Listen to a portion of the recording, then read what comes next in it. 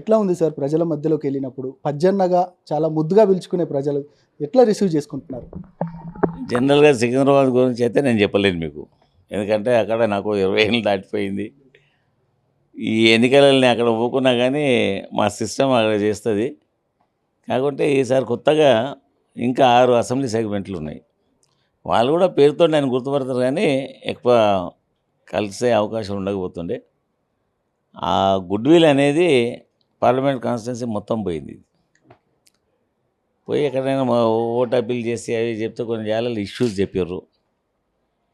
చెప్తే మమ్మల్ని గిట్ట గెలిపించుకొని మేము గెలిస్తే మా ఏరియాలు డెవలప్ చేస్తాం కదా, అట్లనే ఇక్కడ కూడా మీకు ఉన్న మౌలిక వసతులకు ఏమైనా ఇబ్బందులు ఉంటే మాకు చెప్పండి, అప్పుడు ఖచ్చితంగా చేస్తామని చెప్తే దానికి కన్విన్స్ అవుతారు వాళ్ళు.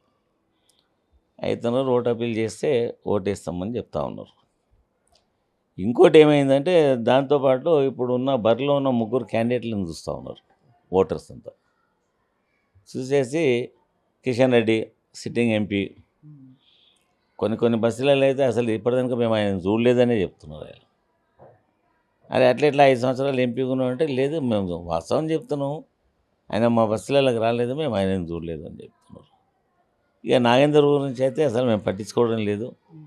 ఆయనకు ఆ గుడ్‌విల్ అనేది మొత్తం లేకుండా అయిపోయింది. అది ఇక ఎక్కువ ఆయన అడుగుతలేదు కానీ ఉన్నది ఏంటంటే బీజేపీ వర్సెస్ బీఆర్ఎస్ పోటీ ఉంటుంది, దానిలో మాత్రం గ్యారంటీగా మేము గెలుస్తున్నాం అని అంటే పబ్లిక్ ఒపీనియన్ చూసి చెప్తా ఉన్నాం మేము. అది కూడా గెలుస్తారనే ధీమా మీకు ఉంది కదా.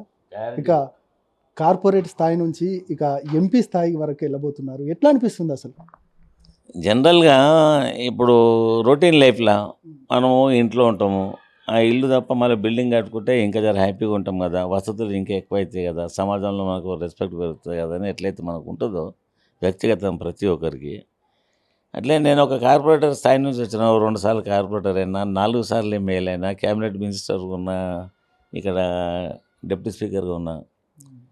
ఇంకా నేను ఊహించలే పార్లమెంట్ కనుక ఇట్లా అని చెప్పి ఊహించలేదు. నా చుట్టుపక్కల ఉండే మా ఫ్రెండ్స్ గిట్ట రాష్ట్రంగా మనకి ఇవన్నీ అయిపోయినాయి కదా అన్న, సార్కు చెప్పేదన్న నామినేటెడ్ రాజ్యసభ గిట్ట పంపిస్తున్నాం, ఇక ఆ ప్రయత్నం చేసుకోవాలి మనం నెక్స్ట్ ఈ 5 years తర్వాత అని చెప్తా ఉంటుంది. అనుకోకుండా క్యాండిడేట్ను చాయిస్ చేసేటప్పుడు వెల్ నోన్ ఫేసు బాగుంటుంది, నాన్ ఎలిగేటెడ్ పర్సను వ్యక్తి బాగుంటాడు అని చెప్పేసి మా హైకమాండ్ డిసైడ్ చేసింది. చేసి నన్ను అడిగితే సరే అని చెప్పిన ఎన్నికలలో పోతా ఉన్నా. ఇక ఈ గత 1 week నుండి లోకల్ అసెంబ్లీ సెగ్మెంట్లలో తిరుగుతూ ఉన్నా, ప్రాపర్గా ఆ ఎమ్మెల్యేని తీసుకొని పోతా ఉంటే ఎమ్మెల్యేస్ అంతా 7 ఎమ్మెల్యేస్లో 5 మెంబర్స్ మేమే ఉన్నాం. అంటే ఇక్కడ జూబ్లీ హిల్స్, సనత్ నగర్, సికింద్రాబాద్, ముషీరాబాద్, అంబర్పేటలో 5 మేమే ఉన్నాం. ఇక లేదంటూ ఉంటే ఒకటి ఖైరతాబాద్, అది కూడా మా ఎమ్మెల్యేనే ఉండే. దురదృష్టం ఏంటంటే ఆయనకు అలవాటు, ఎవరు దొడ్డు కనిపిస్తే వాళ్ళు ఎవరు పవర్లో ఉంటే ఏ గవర్నమెంట్ ఉంటే అందులోకి పోవాలని నాకు హ్యాబిట్గా మారింది. అయిపోతే ఒక నాంపల్లినే లేకుండా ఉండే, ఇప్పుడు నాంపల్లితో పాటు ఈ ఖైరతాబాద్ కూడా యాడ్ అయింది. అయినా కానీ 5 ఎమ్మెల్యేస్ ఉన్నాం, బాగా మేము నిబ్బరంగా ఉన్నాం. అట్లా ఏమి గెలుస్తామా లేదా ఇది. బట్ సేమ్ టైంలో ఏమైంది, ఉన్న ఎంపీ మీద కూడా కొద్దిగా వ్యతిరేకత బాగా వచ్చింది. అది అంటే జనం లోపల కాకుండా వాళ్ళ విత్ ఇన్ ద పార్టీ లోపల కూడా బాగా వ్యతిరేకత వచ్చింది. వాళ్ళ క్యాడర్ మాకు అందుబాటులో ఉండరు, అసలు ఏం చేయలేదు.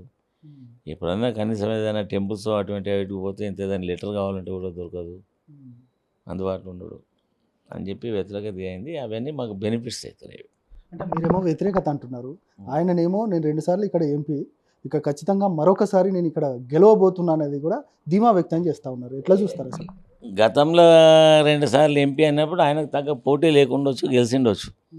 అలా ఫస్ట్ టైం అంటే పబ్లిక్ కూడా ఒపీనియన్ ఉంటుంది, ఓటేసిండొచ్చు, ఎంపీ అయ్యింది. అది ఇప్పుడు అట్లా కాదు కదా, 2 termsలో మళ్ళీ నీ బిహేవింగ్ కూడా జనాలు దృష్టిలో పెట్టుకుని అవి చూసారు.